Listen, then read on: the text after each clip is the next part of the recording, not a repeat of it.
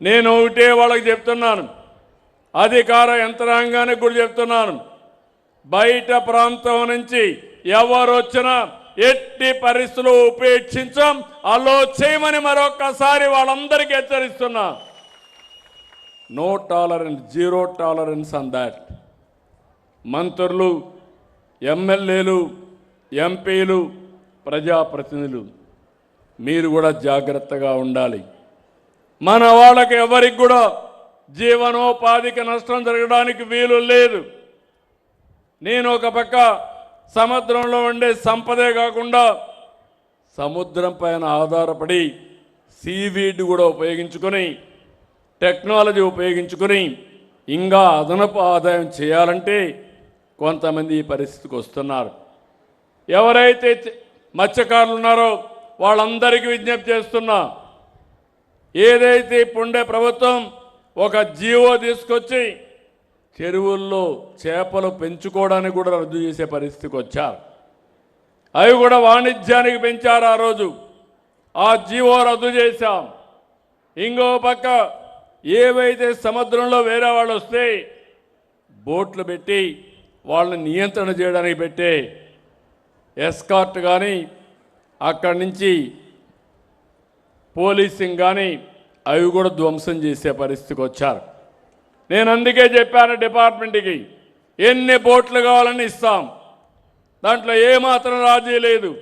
ఒక్క బోటు కూడా బయట నుంచి ప్రాంతానికి వస్తే ఉపేక్షించేది లేదని మరొక్కసారి మీ అందరికీ హామీ ఇస్తున్నాను. ఇదే కాకుండా ఈరోజు మీరు ఒకసారి చూస్తే అమరావతి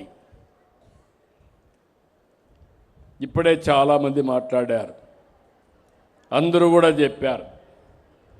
ఈరోజు ఈ ప్రభుత్వం, నేను అవి కూడా చెప్తాను మీకు, నేనేదో సంక్షేమ కార్యక్రమాలు ఇచ్చి చేతులు దుడుపుకోవడం లేదు. ఇంకో పక్క అభివృద్ధి చేసి అక్కడికి ఆగడం లేదు. ప్రతి ఒక్క వ్యక్తికి సంక్షేమం సుజావుగా అందుతుందా, అభివృద్ధి కరెక్ట్గా జరుగుతుందా, దాని ఫలితాలు మీకు వస్తున్నాయా, అవి కూడా వర్కౌట్ చేస్తున్నా.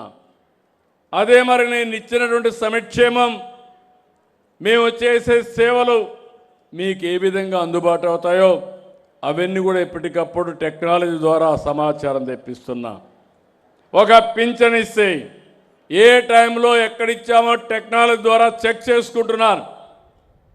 ఈరోజు ఒక పట్టాదార పాసు పుస్తకాలు ఇస్తే ఈకేవైసీ ద్వారా దాన్ని వెరిఫై చేస్తున్నా, ఆధార్ ద్వారా వెరిఫై చేస్తున్నా.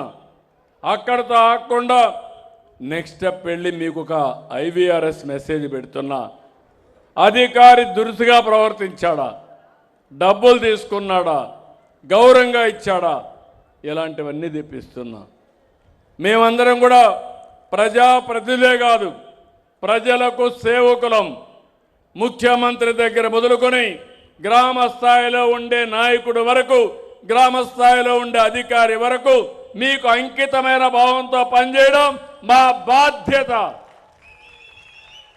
అందుకే ఈ కార్యక్రమం తీసుకొచ్చాం. ఏ నాయకుడైనా మీరు ఇది కూడా గుర్తుపెట్టుకోవాలి, కులాలను చూసి, మతాలను చూసి, ప్రాంతాలను చూసి మీరు రాజకీయం చేస్తే మనం బాగుపడం.